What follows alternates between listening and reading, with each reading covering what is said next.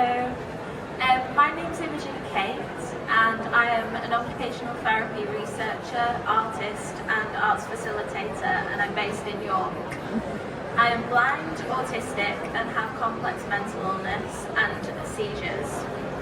It is an absolute privilege to be here with Reflecting Disability today, and I'm going to very briefly tell you about this work's relevance to children.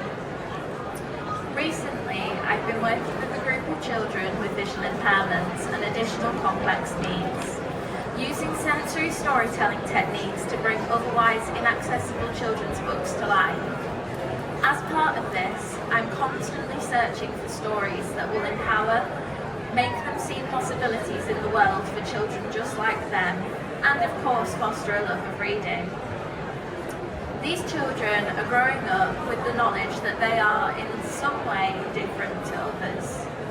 They are likely to have realities that other children just simply don't have. They have hospital appointments, teaching assistants and mobility aids.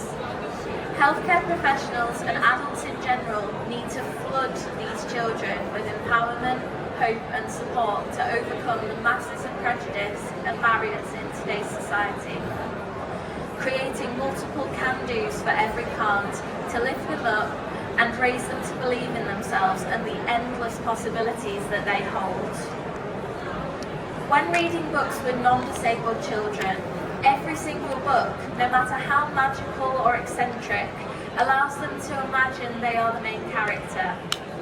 Often, this is not the case when reading with a disabled child. It couldn't be them reading the spell book, the print is too tiny. It couldn't be them running the race because their legs are not strong. Without good representation in children's literature, all the cans that we as adults work so hard to instill in disabled children quickly revert back to can'ts.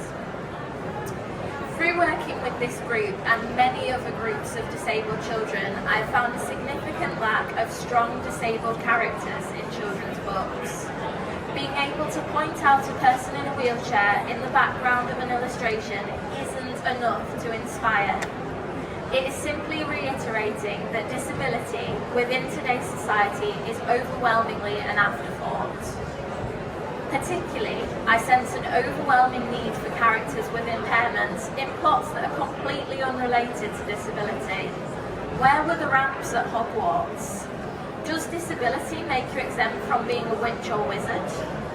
The temptation when creating a book with a disabled child is, of course, to signpost to morals, kindness, equality, and wider issues in today's society. The disability kind of becomes centric to the plot rather than just a cool fact about the character. Good inclusion is really quite simple to achieve. As well as enthusiastic nods to diversity with obvious references to disability aids like wheelchairs, simple details like a child reading with an overlay, as I've drawn there, is just as successful. It doesn't derail any plot, it doesn't particularly need any explanation, but for a dyslexic or visually impaired child, looking at that, sitting in a classroom, that simple colour block on an illustrated page can mean the world. It's them. It gives them the "that could be me" factor that non-disabled children get in most books. Disability is a beautiful spectrum of complexity, quirks and severity, and we need representation for all on the bookshelf. Having literature that represents all children can and does play an instrumental role in children embracing their disabled identities, becoming comfortable with taking up space in a world that tends to make their presence feel like a curiosity or an inconvenience.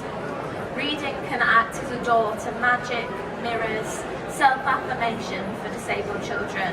We just need literature to empower this. Who knows, perhaps there were ramps at Hogwarts, we just will never know.